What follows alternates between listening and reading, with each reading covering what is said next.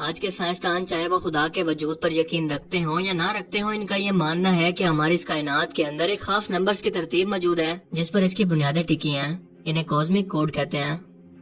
اس کائنات میں قدرتی طور پر کچھ فورسز موجود ہیں، مثال کے طور پر gravitational force, weak nuclear force, electromagnetic force and strong nuclear force. جو کتنا زیادہ پاورفل ہوں گی یہ ڈیپینڈ کرتا ہے کچھ خاص نمبرز پر جنہیں کہتے ہیں فنڈامنٹل کانسٹنٹ۔ اور اگر یہ نمبر ذرا سے بھی بدل جائیں تو آج جس کائنات کو ہم اپنی آنکھوں سے دیکھتے ہیں وہ اگلے ہی لمحے یہاں موجود نہیں ہوگی، اور نہ ہی ہم انسان۔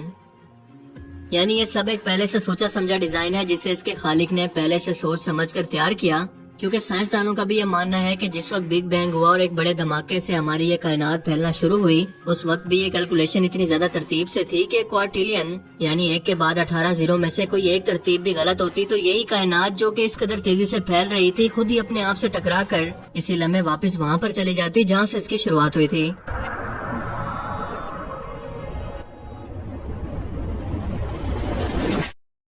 یعنی اگر واقعی ایسا ہوتا تو نہ یہ کائنات ہوتی، نہ یہ زمین، اور نہ ہم انسان، کچھ بھی نہ ہوتا۔ یعنی انسان اسی ترتیب کے بعد اس کے ریزلٹ کے طور پر پیدا ہوئے۔ جو لوگ آج انسان جیسی بے مثال تخلیق کو بندر جیسے جانور کے وارث کے طور پر ثابت کرنے پر تلے ہیں، کیا یہ سب اتفاق سے یا نیچرل سلیکشن سے ہوا؟ وہ کائنات کی اس قدر باریک ترتیب کو کیسے اتفاق کا نام دیں گے؟ ہم سبھی جانتے ہیں کہ ایک دھماکے کے بعد ہر طرف صرف تباہی اور اس کے بچ جانے والے ٹکڑے ہی بکھرے ہوئے نظر آتے ہیں، لیکن یہ کیسا دھماکہ تھا کہ اس نے ایک زندگی کو وجود بخشا، اور زندگی تو ہمیشہ ایک ترتیب سے پیدا ہوتی ہے۔ کیا یہ سوال بذات خود ایک معجزے کی طرف اور خدا کے وجود کی موجودگی کی طرف اشارہ نہیں کرتا؟ ایک کوارٹیلین، جیسا کہ میں نے بتایا کہ ایک کے بعد 18 زیرو اتنا بڑا نمبر ہے کہ اگر پوری دنیا کے صحراؤں کی ریت کے ذروں کو اگر ملا کر کاؤنٹ کریں تو یہ تقریباً اس نمبر کے برابر ہوں گے۔ اور کیا آپ یقین کریں گے کہ بگ بینگ کے بعد کائنات کی اس قدر ترتیب کو روکنے کے لیے اس ریت کے کتنے ذرے کافی ہوں گے؟ یعنی آسان الفاظ کے اندر کہ ایک کوارٹیلین میں سے ہم کتنے نمبر نکال دیں تو یہ آج کی کائنات نہ ہی موجود ہوتی اور نہ ہی سٹیبل ہوتی؟ تو اس کا جواب ہے کہ صرف ایک۔ جی ہاں، اگر ایک کوارٹیلین میں سے آپ ایک نمبر کو نکال دیں، یعنی اگر تمام ریتوں میں سے ریت کے ایک ذرے کی ترتیب بھی ٹھیک نہ ہوتی تو آج یہ کچھ بھی موجود نہ ہوتا، اور ہم انسانوں کی یہاں زمین پر موجودگی کے لیے ہر ایک ریت کے ذرے کا انتہائی ترتیب میں ہونا ضروری تھا۔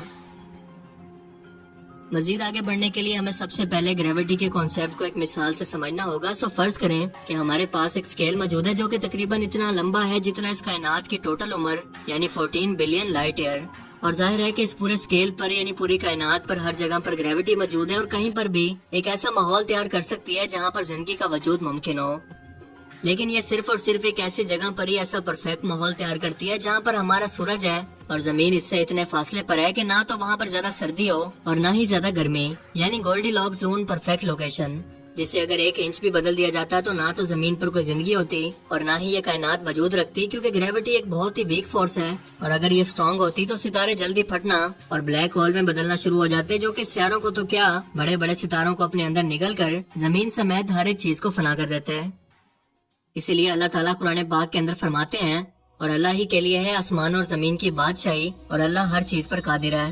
بے شک آسمان اور زمین کی پیدائش اور دن اور رات کے بدلنے میں نشانیاں ہیں، مگر صرف عقل والوں کے لیے۔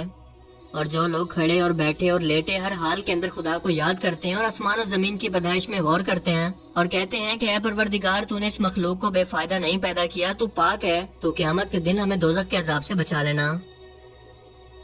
ایک لمبے عرصے تک یورپی فلاسفر اور سائنسدانوں کا یہ ماننا تھا کہ زمین کائنات کے مرکز کے اندر سٹل کھڑی ہے اور سورج سمیت کائنات کی ہر ایک چیز اس کے گرد چکر لگا رہی ہے، اور یہ نظریہ 16ویں صدی تک سب سے زیادہ تسلیم کیا جانے والا سائنسی نظریہ رہا۔ پھر یوں ہوا کہ 1512 کے اندر نیکولاس کوپرنکس نے ہیلیوسینٹرک تھیوری آف پلانیٹری موشن کا نظریہ پیش کیا، جس کے مطابق سولر سسٹم کا مرکز دراصل ہمارا یہ سورج ہے، اور یہ بالکل سٹل ہے، اور باقی تمام سیارے جس میں ہماری زمین بھی شامل ہے اس کے گرد گھوم رہے ہیں۔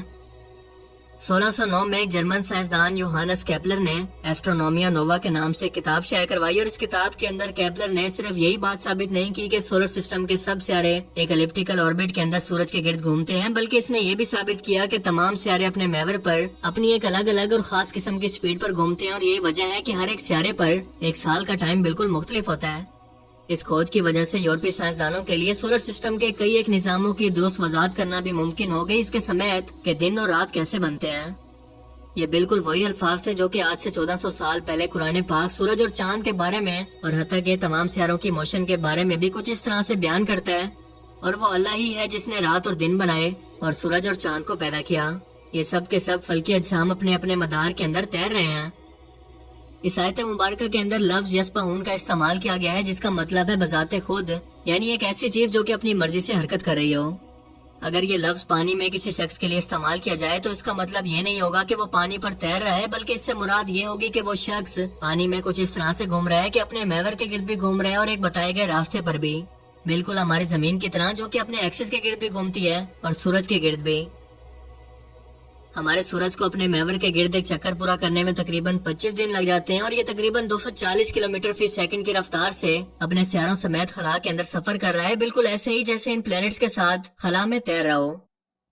اسی سپیڈ سے سورج تقریباً 20 کروڑ سال کے اندر ہماری ملکی وے گلیکسی کے گرد اپنا ایک چکر مکمل کرتا ہے، جس کے بارے میں اللہ پاک قرآن کریم کے اندر فرماتے ہیں، نہ سورج کے بس میں ہے کہ وہ چاند کو جا پکڑے اور نہ رات دن پر سبقت لے جا سکتی ہے، اور یہ سب کے سب اپنے مقرر کردہ مدار کے اندر تیر رہے ہیں۔ آج 2021 میں سائنسدانوں نے ایک ایسی حیرت انگیز دریافت کی ہے جو کہ ہمیں یہ بتاتی ہے کہ صرف سورج اور چاند نہیں بلکہ ہماری ملکی وے گلیکسی بھی اس خلا کے اندر ایسے تیر رہی ہے جیسے کوئی جانور پانی پر تیر رہا ہو،